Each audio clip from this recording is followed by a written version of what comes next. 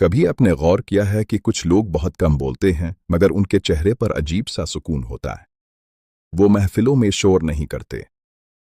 اسلام ہمیں سکھاتا ہے کہ خاموشی کمزوری نہیں بلکہ روح کی طاقت ہے۔ اللہ ایسے بندوں کو پسند کرتا ہے جو اخلاص کے قریب ہوتے ہیں۔ اللہ کے نزدیک وہ بندہ زیادہ قیمتی ہے جو اپنی نیکی صرف اس کی رضا کے لیے کرے۔ وہ اپنے رب کو راضی کرنے کی کوشش کرتا ہے۔ جب انسان کم بولتا ہے تو اس کے دل میں غور و فکر بڑھ جاتا ہے۔ وہ دوسروں کی باتیں زیادہ سنتا ہے اور کم غلطیاں کرتا ہے۔ رات کی تنہائی خاموش بندوں کی اصل دنیا ہوتی ہے۔ کوئی شور نہیں، کوئی دکھاوا نہیں، صرف سجدہ اور آنسو ہوتے ہیں۔ یاد رکھیں، دنیا شور کو کامیابی سمجھتی ہے مگر اللہ خاموش اخلاص کو پسند کرتا ہے۔